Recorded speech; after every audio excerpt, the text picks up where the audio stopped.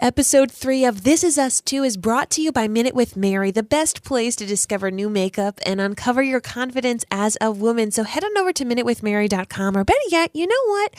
Find the hashtag Minute with Mary on Facebook and request to join my marvelous VIPs Facebook group. Because Minute with Mary, it's me, guys. It's a minute with me. So head on over to minutewithmary.com or hashtag Minute with Mary on Facebook and start the road to a new you.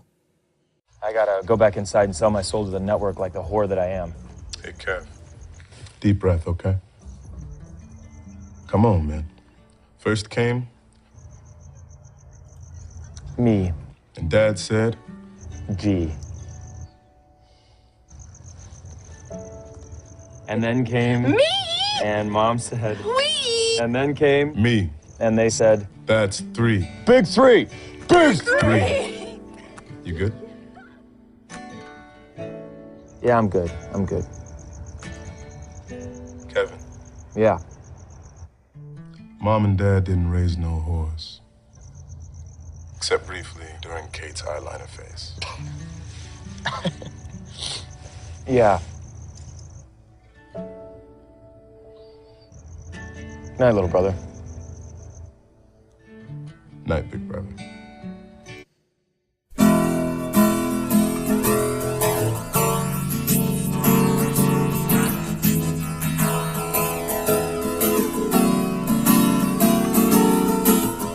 From Cranston, Rhode Island, welcome to This Is Us 2. It's a podcast dedicated to This Is Us on NBC, so sit back, relax, and let's all have a great cry.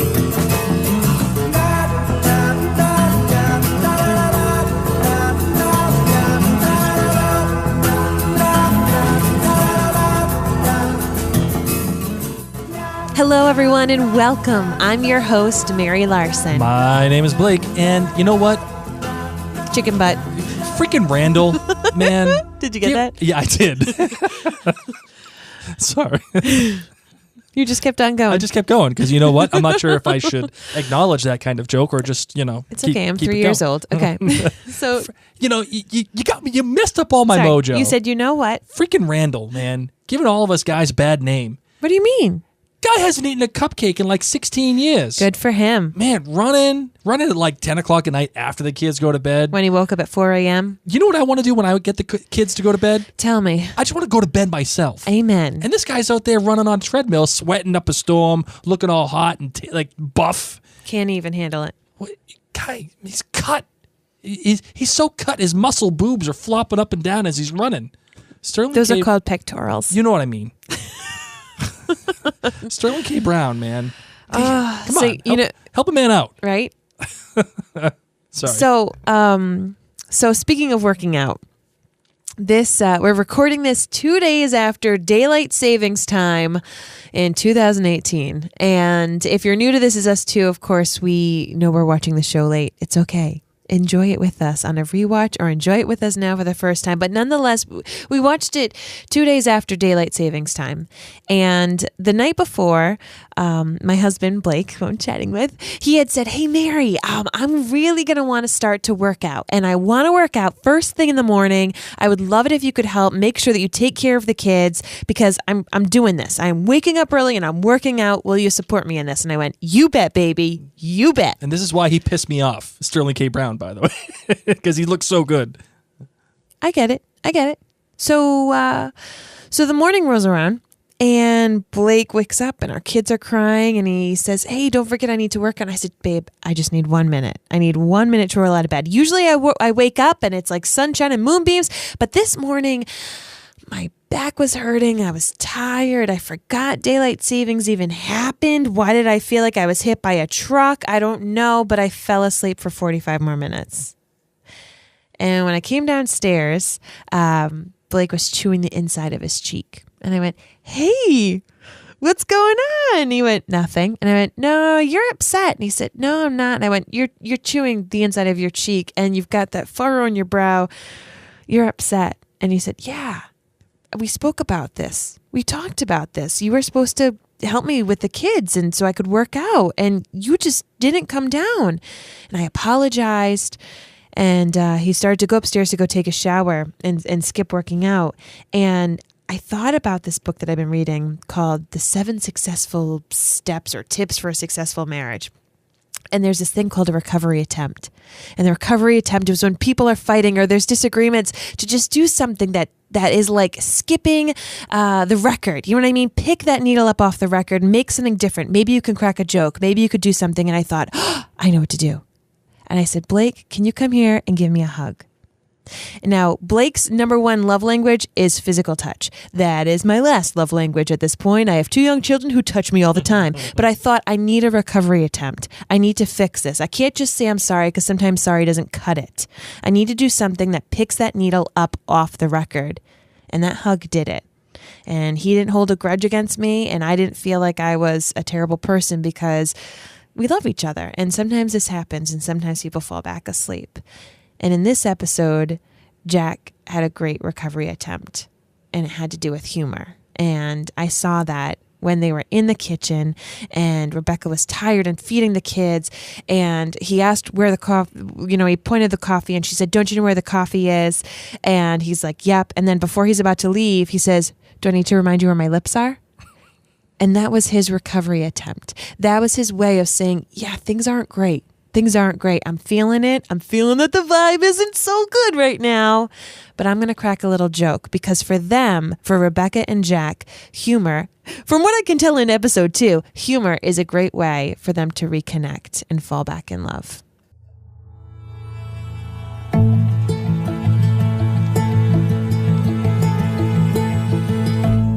Well, the episode title for this one is called... Well, it's not the pilot, I'll tell you that. It's called The Big Three. Yes. And directed by Ken Olin, who actually, what I found out, directs a lot of the upcoming episodes. Some of the things that he has done, actually his high watermarks are actually The Man in the High Castle. We watched that. On Amazon Prime. Alias. Yeah. Felicity. After whom we named our daughter. Yes. So he has done some direction for J.J. Abrams. He also directed some Freaks and Geeks and The West Wing. Awesome. The writer for this episode was again Dan Fogelman, the showrunner of the show, which actually now, currently, as of this very moment in the show's history, is no longer the showrunner. Okay. He has given it up. He gave it up at the penultimate episode of the first season. And 2 relatively unknown jabronis took over the showrunning duties. Interesting. So it's kind of a big deal. It is. But we'll get into those later. We will. So for now, what are you giving for your lemonade rating for the Big Three? On a scale of 1 to 5, What do you I'm got? giving my lemonade for this episode a 4.5 glasses of lemonade. Wow. Really? Yeah. Wow. What's wrong with that? Because you're lower than me. That very rarely happens. What is your score? 4.7? Wow. This never happens. I know. It might have to do with the time change. Well, what's your GBG? What do you got? Okay, my good, bad, great. First off, my good. There were so many things that were vying for good in this episode. So many things.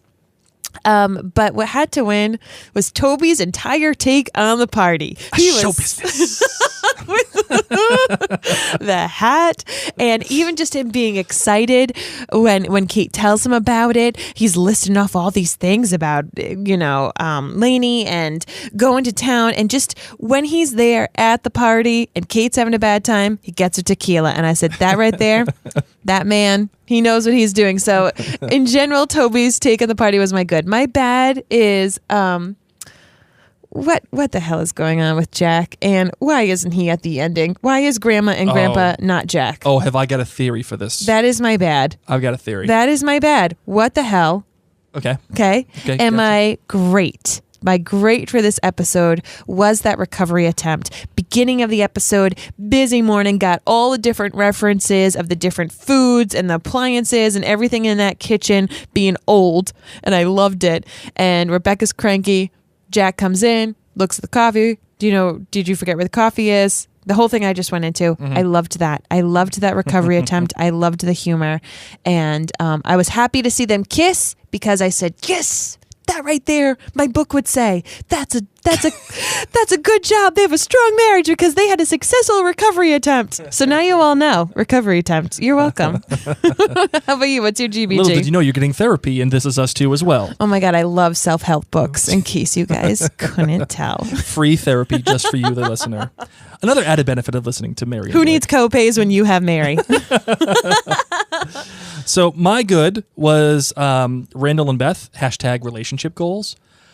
Right. I want everything to do with Randall and Beth. I want them, I just want them as like little squeeze dolls, just so I can like squeeze them and like hold them close to my face and just, rub them at night and say, oh my God, you're just so cute. Everything about them, the way that they resolve their conflicts, the way that she stands up for Randall to his father. Reminds me of me. Yeah. And she's like, I'm going to ask the questions that he can't. She's a total Taurus. Oh my God. And you can tell he's a Pisces because he's into it, but he's very sensitive. We don't know what month these people are born in. We're going to have to find out. And like he lets things get to him. So that's why he can't see because he's trying so hard. I'm telling you. And okay, then what's your bad? And then my bad. It's your boy Miguel. Dude. Why is he my boy? Because he's your boy. No, he's not my boy. Miguel is not my boy. Come on, man. I don't love him. Who does he think he is? Oh, what do you mean? Moving on Rebecca? Does he think he's like Josh Hartnett in Pearl Harbor? Coming in, taking Kate Beckinsale away from Ben Affleck? What was that Brad Pitt movie, River Runs... River Runs Through It? Was that it? No, no. That was River Phoenix in that with Tom What was Skerritt. the one where Brad Pitt, someone dies? Legends of the Fall. Legends of the Fall. And the wife goes through like all three brothers. Yeah. Like oh maybe I'm just gonna like your girl and you're gonna like my girl and all this kind of like why does everyone want your wife? Come on, man, Miguel. Isn't that awkward? I'm already to like say it at the bar to be like, hey. So I really dig your wife. And like, what the frack? Are they divorced? Are they? What is going on? Where'd he be? Oh my goodness. Josh Hartnett in Pearl Harbor. Yes. Yeah. So what was your great? My great. The lighting and direction of this episode. And I'll give you a specific reference to two scenes. The lighting in the final moments when Kate and Toby and Kevin are out looking over Los Angeles. Yep. It's dark and the lights are unfocused. And what it means basically is that the future isn't really solid. It's unfocused. It's dark. And we're getting into some times here that we're not sure what's going to happen. Do you ever know what's going to happen? But the lighting, the lighting here is great because it's the blues and the whites and the darks and the blacks and oh my goodness gracious, right? But then the very next scene is the exact opposite with Jack and Rebecca. They're in the hallway and it's beautifully warm and lit and the sun is pouring right in and the kids are coming in at them. They've made up. It. And everything seems to be just a tad clearer and a lot more warmer. And it gives you a complete picture, visual picture of the two disparities in what's occurring between the timelines and how they play off of each other. Yeah. Oh my goodness gracious. Dig it. I dig it. And the thing is with the lighting of this show, it's not like regular like family dramas where like, you know how a lot of those family dramas like on the WB at the time, like Seventh Heaven, it was just flat. It's just there's no real creative lighting. Even on those sitcoms now, it's just like Seinfeld and whatever. Yeah, very it's just flat. the same. Just a flat, like okay, it is what it is. Yes. In this show, hell no. When they were on the dance floor, they got artsy. Oh my god, with all the light. Oh my goodness, it's like it's cinematographer porn. That's what that is. Yes, it is. I'm all about that life. So, my love. Yeah. What did you think? I mean, I know we got you good, bad, great. I mean, what else did you think about this episode, and where do you want to begin? Just with relationships. This whole episode was about being okay to not be perfect. That it's okay to not be perfect. We got to see it even with with Beth and Randall, and how she goes out and she says, I need to ask the things that he can't ask, and doing the whole conversation with William, and finding out that people aren't what you expect. So sorry, I'm just there's so many relationships in this show that I need to keep track of, but people in these relationships have so much more layers. I was cutting an onion today, and I was like, oh, it reminds me of Shaq, and it reminds me of the show This Is Us. There's so many more layers that we're just about. I mean, we're just in the second episode, and we're just starting to peel this open. So how the relationships are playing out as adults, but you can already see the bricks being laid down, the foundations, as these flashbacks to children. Sure. And how relationships with other humans, relationships with other members of the family, relationships with themselves continue or have changed. And so, as I said, with Randall, really, just seems like such a wonderful child. And for him, so he was able to use that same bit of humor that Jack used. So Jack used that humor of, being able to throw it right back at Rebecca. Right. And when Rebecca's tucking him in after she tucks in Kevin, he was able to kind of do the same exact thing to his mom. He was able to give a little bit of humor back at her. And I said, wait a second. Yeah. He's a lot like Jack in some ways, isn't he? And he's turning out to be an excellent father and a caring father. And Jack in this episode just said he's going to be 11. No, he's going to be a 12. So Well, he's going to be 11 for the kids and 12 for her. Yeah. So I started to see this bricks, and of course we saw that Kate's bricks of battling weight and feeling different. It's not just about the food, but it's looking around and seeing that people have different lives than she does, and she's internalizing it because of her weight. And then she goes to the party and she thinks everyone's staring at her and laughing at her. Yeah. And I don't know if they were. I don't know if they were just laughing. And you know how you feel that when you go somewhere and you think people are looking get self-conscious. at you. Oh yeah. And really, what you find out as you grow up is that nobody cares about you. Right. Nobody's really looking at you. It's all in your own head. Right. And so later on, honestly, people would have been staring at her when she was belligerently drunk on the dance floor, and nobody was. So when I saw that second shot of her dancing with the tequila, I thought, oh, nobody was looking at her. That was all in her head. But 10 shots of tequila, not right? 8. But let's dive in about the relationships with these siblings. Yeah, I think what I find most appealing about the writing so far is that it is a fine-tuned puzzle, and you can already start to see it. You caught glimpses of it in the first episode, and because remember how I said, Randall just seems far away. He just seems distant. Yes, and he clearly is. He's East Coast probably because and without saying it, they're showing you. With the phone call saying you're usually asleep by now. Right. And he's obviously East Coast. And Rebecca shows up at the end, and she was in Pittsburgh. So I'm assuming he's still in that area. And with his dad needing a 3-hour bus ride to get back to his cat, I'm thinking he must live Philly. That's what I'm thinking. I put my money in Philly. But good 3 hours away from Pittsburgh. Yeah, I'll throw that right in there. You like that? I'll co-sign on that one. I like that idea. That's Thank good. you. I'll co-sign. I like Philly. I didn't know it was 3 hours away from Pittsburgh until I got to Philly, and I thought I was in Pittsburgh, and then I had to take a right. The thing that I noticed most about the interplay between the characters is, listen, the stuff between Rebecca and Jack it was sweet. And the stuff between Kate and Toby was also very sweet. And seeing how Toby really just opens her up a little bit, opens up her life, and I think gives her something that she hasn't had in a long time. He tells her to stop thinking about her weight. To her own admission. I think that's what happens. But the beauty of this episode doesn't come from any of that, in my opinion. The real beauty of the episode comes between Kevin and Randall. And their relationship. And what happens and what they're alluding to. I mean, the very fact that they are far away and they're far apart from each other. And clearly, since the beginning, between Colin and Webster and all that other stuff, and not sticking up for him in front of his friends, Kevin seemed a little too preoccupied with what everyone else thought. Everybody else, right? And it continued because even he admits it later on. I care about what everybody thinks, to Randall in the adult conversation. But what the writing is showing you is they're still close enough where Kevin can call Randall and Randall can give him advice.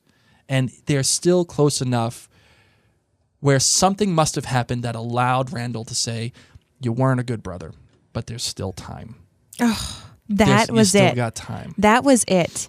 And everything that happens in between, I'm positive we're going to get answers about, right?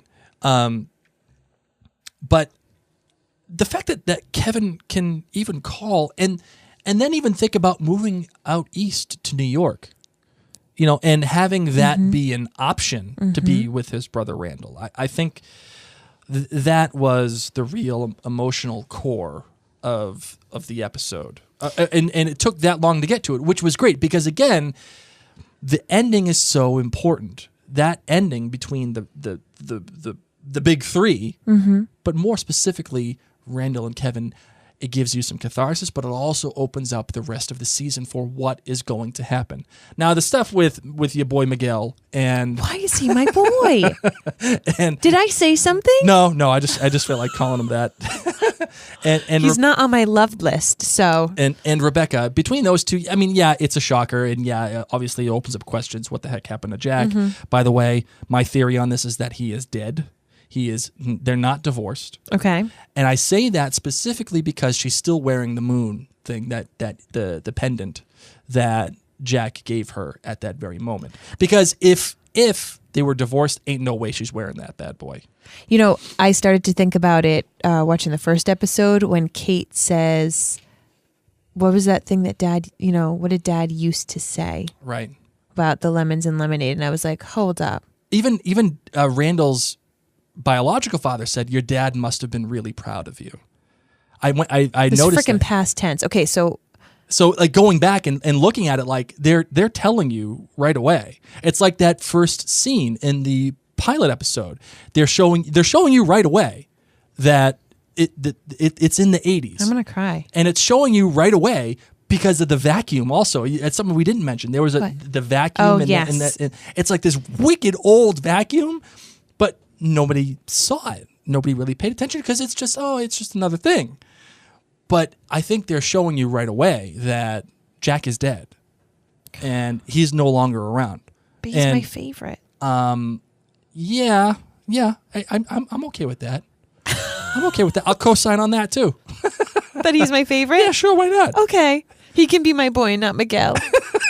But I agree with you. I think at the heart of this episode, it was that brother relationship and seeing how it happened when they were younger. And for me, so you have sisters who are a lot older than you. Yes. I have a brother who is 2 years younger than me. We did not get along as children. We did not. We fought like cats and dogs. Me too. And it's incredible now that we're adults, and I'm encroaching on that wonderful 36, that we're very different people, but he's the person that I call. And, I'll call him with really deep matters. I'll call my friends about other things, but with the real deep stuff, I call my brother. Yeah. And it's weird. It's weird to know that that's who I choose to call. But if you think about it, your siblings have been your longest best friends, and you may not have gotten along with them. Mm-hmm. You may not, but they are your best friends in the sense that they know you and they know your history. And Randall can say, our parents didn't raise whores, Yeah, right. That's it. So this episode was about those relationships, and I too am interested to see how this particularly brother relationship. Kate obviously gets along with both of them. Right. I'm interested to see how these two men live their lives and how their interactions really shaped them into this relationship. By the way, Randall, again, using his humor as a recovery? Yes. Using his humor again as a recovery by saying, parents didn't raise no whores. Yes. Until Kate with her eyeliner phase. Yes. See? It's all coming back. Right? It all loops back around. And what is more special about this episode too that I think I found is the general theme of reckoning. Tell me. That's a deep word right there, reckoning. Yeah, well, I think each character has some sort of reckoning in this episode. Well, what do you mean by reckoning? Come to Jesus moment. Just a realization that, whoa, maybe what I'm doing here or what I've done, or just a moment of clarity or reckoning, just a moment of, okay, line in the sand, what are we doing here? Yes. For Jack, it's his drinking.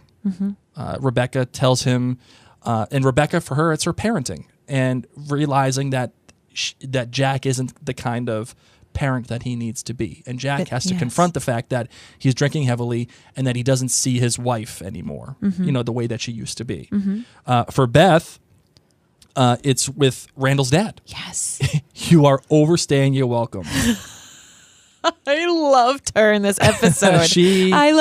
Okay, can I just say something? Go right ahead. Okay, so when she comes in and Randall's working out, the pecs are flying like, and She's flopping up and down, all the muscle. And she says, all the muscle. Why don't you go take a shower? I have an idea of how you can burn off those extra calories. What I noticed is a woman who is a smart thinking, because they see him, you see the shot of him smiling, and he's like all sweaty, like skipping to the shower. And then it gets back to Beth and she has her game face on. And I was like, ooh, she's going to do something.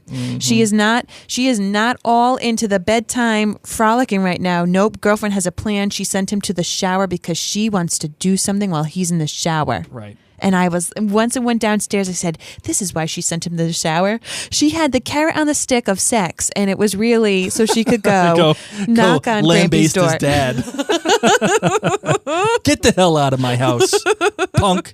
Although I did like it when she says, well, now I feel like a bitch. I loved that. That was great. That was awesome.